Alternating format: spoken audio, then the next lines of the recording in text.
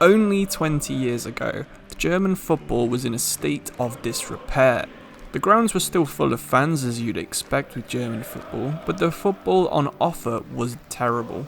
The national team was failing, they weren't getting far into Europe anymore, and the young players coming through weren't of the same standard in the likes of England and France.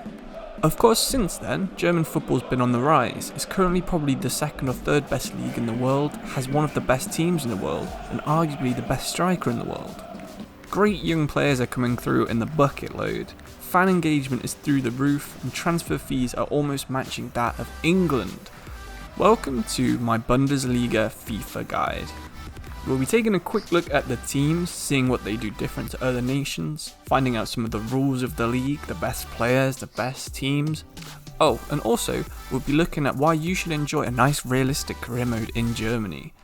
We're going to switch it up today, and we're going to begin with the players and the teams who are in the Bundesliga. So the chances are at some point, if you've played FIFA, you've used a player who plays for either Leipzig, Dortmund or Munich. Dortmund and Munich are the two big names who have been at the top of German football for a long time now. On the other hand, you've got Leipzig, who are the new upcomers who are funded by the Red Bull Corporation. German football doesn't allow companies or individuals to own clubs. They have a 50+1 policy, where at least 50% and then one extra vote lie with the fans to help keep them in control of the club. For example, Borussia Dortmund have 139 paying members who get to vote and veto issues if they don't like it. Voting rights at Borussia Dortmund cost just €62 per year, or around £50. Meanwhile, the same tier of membership at Leipzig costs over €1,000 a year, and you still don't get the vote. To see the absurdity of this situation, there are 139,000 voters at Borussia Dortmund, and just 17 members who can vote at Leipzig. Using this loophole has made them one of the most hated teams in Germany, taking up the mantle from ex-hated team Hoffenheim, who did a similar thing, but not quite as bad. Outside of these big three, you have the next tier of clubs who are Borussia Mönchengladbach, Bayern Leverkusen, Frankfurt, Hoffenheim, Wolfsburg, Hertha, and traditionally Schalke, but not this year because Schalke are in massive trouble. If you want to hear a bit more about this, I've made a video specifically for Schalke, so check it out in my channel. All of these teams have one or two star players that you've probably heard of, the likes of Leon Bailey, John Anthony Brooks, or Kevin Trapp, or Andre Kramaric, who used to play for Leicester in the Premier League. If you enjoy playing with good players but having one stand out, these are the kind of teams that are for you. Borussia Dortmund and Bayern Munich already have the squads full of 80+ rated players, but these usually have one or two over 80, so if you enjoy the journey to the top, pick one of these teams. Below this tier, you have Freiburg, Köln, Werder Bremen and Augsburg, who are all sort of lower mid-table teams. Again, they'll have good histories, as most teams in Germany do, but they'll have one or two standout players in the low 80 rated level. This is similar to the sort of Hertha Schalke level, although you'll probably have a little bit longer of a journey to get to the top with them. The final tier of team you'll find in the Bundesliga are the ones battling relegation. With just 2 relegation slots, one of them a playoff, Union Berlin, Mainz, Stuttgart or Bielefeld will be one of the teams that are in that bottom position. Most of them have poor players but have one or two interesting younger player in their team. For example, Stuttgart have Silas Wamangituka, Nicolas Gonzalez and Orel Mangala, who could all be good enough to play in the Champions League in the future. A team like Bielefeld is not one you'd expect to make it into the top flight.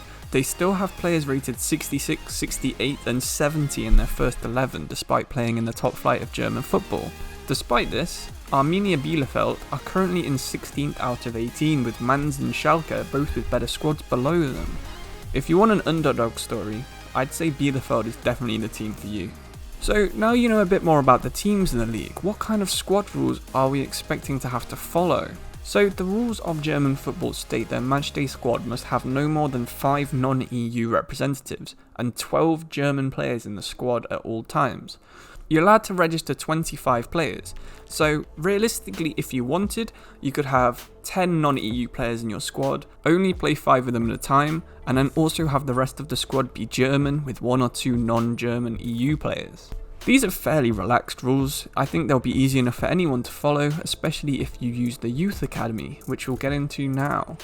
German football has some of the most exciting young players in the world, and while it might not be as exciting as it was in the early 2010s with the likes of Müller and Ozil coming through, in recent years you've seen Julian Brandt, Kai Havertz and Timo Werner come through, all playing at such a high level that they've earned massive transfer fees. As is the case with most nations at the moment, French talent is everywhere, so scouting Germany, France and Austria, or Switzerland, or Turkey, or Denmark, or Czech Republic, these are all good choices, but I'd definitely make sure I'm scouting at least Germany on its own. As you're a top flight, I'd probably try and get at least one 4-star scout. If you want to know a bit more on how to keep a youth academy save realistic, feel free to watch my Schalke series where I go through it in a bit more depth.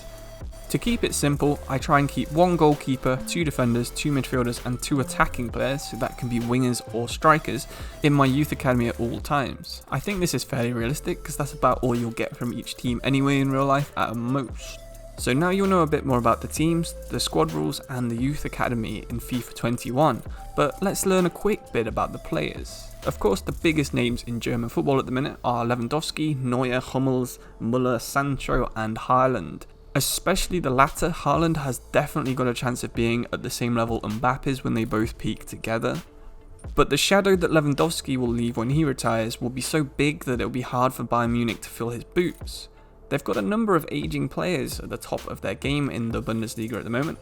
Müller, Hummels, Neuer and Lewandowski, as previously mentioned, are all over 30, as are some of the lesser big names such as Royce, Sommer and Gulaski. This is the perfect chance for you to dive into a Bundesliga career mode. As the older bigger names start to retire and the young big names start to peak, you can make sure the next generation's at your club and ready for your team to go into the premier seat of the Bundesliga. So I hope you liked my video on the Bundesliga. Feel free to let me know which names I pronounced wrong, but hopefully my couple of years of learning German helped me out at some point in there, even if it was just in Köln.